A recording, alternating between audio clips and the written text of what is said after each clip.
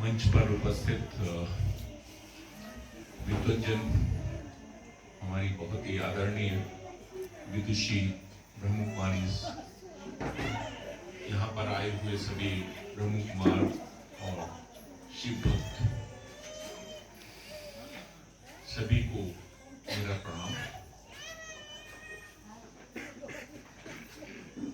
आज हम लोग यहाँ शिवरात्रि के अवसर पर एकत्रित हुए हैं। कभी कभी मन में प्रश्न आता है कि ईश्वर क्या है और हमारा उससे क्या संबंध है। फिर लगता है कि ईश्वर पिता के समान है और हम उसके बच्चे, और जैसे हम अपने पिता को आदर देते हैं वैसे ही उस परम पिता को हमें आदर और सम्मान देना चाहिए। उसके साथ अपना संबंध हमेशा के लिए स्थापित कर लेना चाहिए। लेकिन जो अंतःकरण की चार वृत्तियां होती हैं, मन, बुद्धि, चित्त और अहंकार, ये इसमें बाधा उत्पन्न करती है। मन ये हमेशा संशयात्मक होता है। मन संशयात्मक प्रवृत्ति का होता है। बुद्धि निश्चयात्मक, चित्त अनुसंधात्मक और अहंकार अभिमानात्मक वृत्ति के होते हैं। तो ये ईश्वर से संबंध स्थापित करने में हमें रोकते हैं। तो इस मन को जो वश में कर सकता है वही ईश्वर से संबंध स्थापित कर सकता है। श्रीमद् भगवत गीता में अर्जुन ने कृष्ण से पूछा था कि चंचलम ही मना कृष्णा प्रमाद बलवदृढ़म तस्याहं निग्रहं मन्ये वायुरूप दुष्कर। कि हे माधव, ये मन बहुत चंचल है। जैसे दही को मथते हैं तो दही इधर उधर चला जाता है, और जैसे वायु आपके हाथ में पकड़ में नहीं आती है, उसी तरीके से ये मन को कैसे निग्रह किया जाए, कैसे अपने कंट्रोल में किया जाए। तो श्री कृष्ण ने कहा कि असंशयो महाबाहो मनो दुर्निग्रहं चलम अभ्यासेन तो कौन्तेय वैराग्येण च क्रियते। ये बिल्कुल सही है, इसमें कोई संशय नहीं है कि ये मन बहुत ही चंचल है। लेकिन इस मन को वश में किया जा सकता है अभ्यासेन तो कौन्तेय। ये कुंती पुत्र अर्जुन, अगर निरंतर अभ्यास किया जाए, वैराग्य को धारण किया जाए, तो इस मन को वश में किया जा सकता है। तो ये मन एक दिन में वश में नहीं होता है। इसके लिए आपको निरंतर प्रयास करना होगा। हर दिन आपको ध्यान लगाना होगा, उस ईश्वर से अपना संबंध स्थापित करना होगा। तभी हम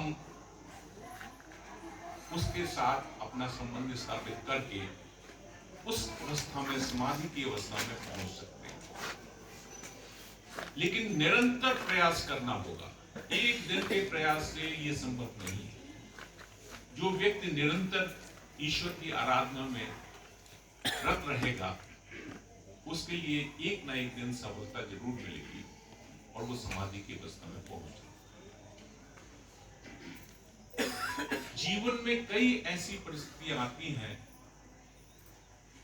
जब मनुष्य को उसके मन के अनुसार चीजें नहीं मिल पाती, और काम, क्रोध, लोभ, मोह, अहंकार, ये जो 5 विकार हैं, वो व्यक्ति के मन के अंदर उत्पन्न होते हैं। एक मैं बहुत अच्छी उदाहरण देख रहा था कि एक गिटार बजाने वाला, उसका नाम मुझे याद नहीं आ रहा है, वो एक यूएस की फ्लाइट में बैठा हुआ था और जा रहा था, अगले दिन उसका शो था। उसका गिटार एयर होस्टेस से टूट गया। तो उसने कहा कि भाई मेरा गिटार टूट गया है, आपको इसका खामियाजा भुगतना पड़ेगा, कुछ पैसा मुझको दीजिए इसका। लेकिन वो एयर होस्टेस अपनी गलती मारने को तैयार नहीं हुई। उसने 2-3 बार रिक्वेस्ट की, लेकिन एयर होस्टेस बिल्कुल भी तैयार नहीं थी उसको पैसा देने के लिए। उसके बाद उसने एक गाना बनाया, यूएस ब्रोक माई गिटार, और ये गाना इतना प्रचलित हुआ, इतनी रॉयल्टी और चीजें आई उसकी, कि अंत में यूएस वालों को माफी मांगना पड़ी कि हमसे गलती हो गई, और उसके बाद उन्होंने उनको पैसे दिए। तो कहने का तात्पर्य यह है कि कभी कभी अगर आप गुस्सा ना करें और परिस्थितियों से लड़ने की हिम्मत रखें, तो आप जीवन में सफलता प्राप्त कर सकते हैं, किसी को भी झुका सकते हैं। गुस्सा करना बड़ा आसान है, लेकिन अगर आप अपने अंदर एक नियंत्रण पैदा करने की प्रवृत्ति रखें, तो आप किसी को भी झुका सकते हैं। और ये जीवन सरल नहीं है, ये हम सब जानते हैं। जीवन में उतार चढ़ाव तो आते ही रहते हैं। ये जीवन में स्ट्रेट लाइन तो तभी आएगी जब हम मृत अवस्था में चले जाएंगे। ये दिल तो धड़कता है, तो जीवन में उतार चढ़ाव आते रहेंगे, और इसी उतार चढ़ाव में हमें उमंग, उल्लास, उत्साह के साथ अपनी जिंदगी को बिताना है। तो सबसे जो बड़ी चीज है वो है प्रेम। हमें ईश्वर यही सिखाता है कि हम सब अगर ईश्वर की संतान हैं, तो हम सब प्रेम से रहें। हम सब एक दूसरे में ईश्वर को अनुभव करें कि हम सब के अंदर वो परमपिता परमेश्वर, हम सब उसके अंश, और हम सब के अंदर ईश्वर है, और वो हम सब का ख्याल रखता है। जब हम उसके बच्चे हैं, जैसे माता पिता हमारा ख्याल रखते हैं, जब तक माता पिता का हाथ हमारे सर पर रहता है, जब तक वो जीवित रहते हैं, तब तक वो हमें कभी भी दुख में, परेशानी में कभी नहीं देखना चाहेंगे। वो सारी परेशानियां अपने ऊपर ले लेते हैं, लेकिन अपने बच्चे को कभी भी दुख और परेशानियों में नहीं देते।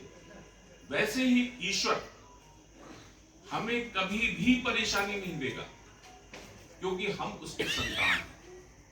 हमारा इस बात में दृढ़ विश्वास है कि ईश्वर कभी भी हमें परेशानी नहीं देगा। हाँ, वो हमारी परीक्षा जरूर लेगा, और जैसे परीक्षा हम देते हैं तो हमें पूर्ण तैयारी करनी चाहिए। परिस्थितियों से जूझने की हमें ताकत होनी चाहिए। वो कहते हैं, छोड़ूंगा ना आस अभी जीवन बाकी है, छोड़ूंगा ना आस अभी जीवन बाकी है, सुरभित है सांस अभी जीवन बाकी है। आंसू हर दुखिया के पी लूं, हर लम्हा जीवन का जी लूं, जहर जमाने में फैला है मन के शंकर उसको पी लूं, गिरूं उठूं फिर उड़ जाऊं मैं, पंखों पर विश्वास अभी जीवन बाकी है, छोड़ूंगा ना आस अभी जीवन बाकी है। उम्र का आखिर क्या है करना, उम्र का आखिर क्या है करना, उम्र तो बस एक नंबर है। किलकारी लेता है बच्चा वो जो दिल के अंदर है, जाना तो है सबको एक दिन, मुझको है एहसास अभी जीवन बाकी है, सुरभित है सांस अभी जीवन बाकी है।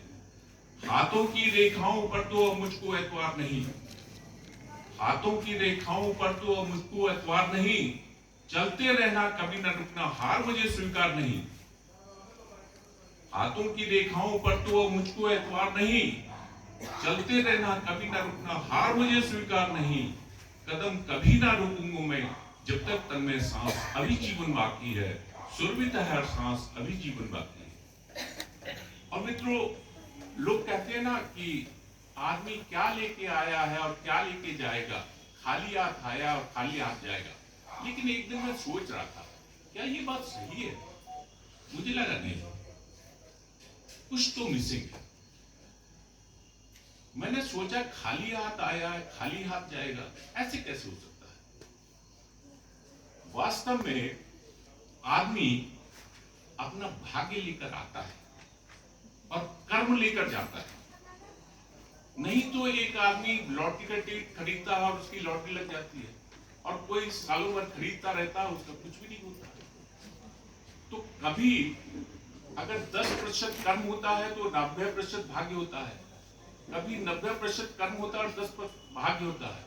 इसलिए जीवन में किसी भी चीज का जो परिणाम है वो कर्म और भाग्य दोनों का मिश्रण होता है।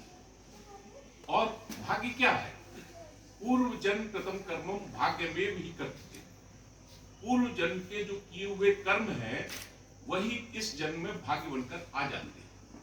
इसलिए ये भी कहा जाता है कि इस जन्म में आप अच्छे कर्म करेंगे तो आपका अगला जन्म सुधर जाए।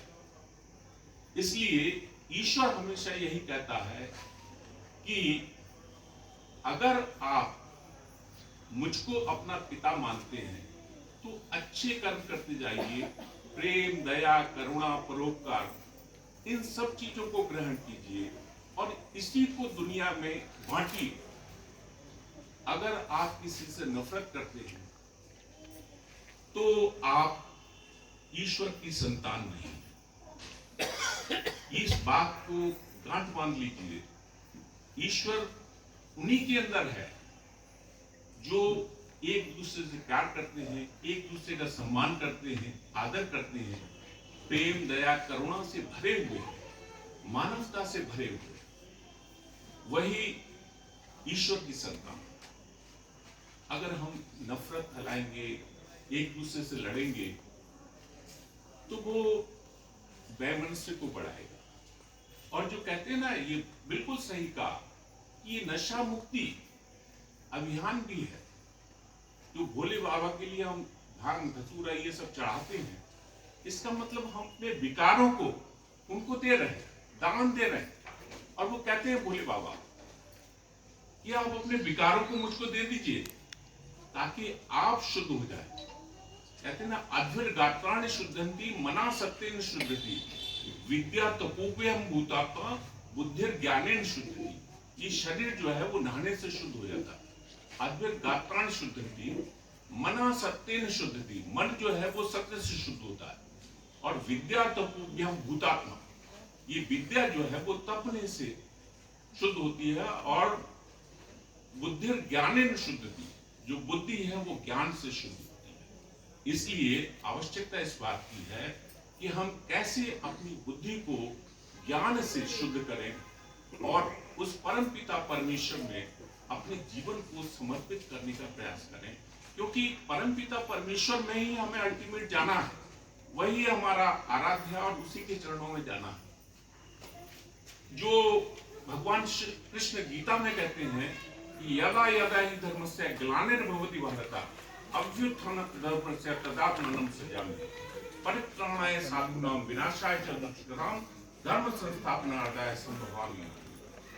और उन्होंने ये भी कहा है कि आ ब्रह्म भुवनान लोका पुनरावर्तन अर्जुना माऊ पीत तो कौन्तेय पुनर्जन्म न विदति।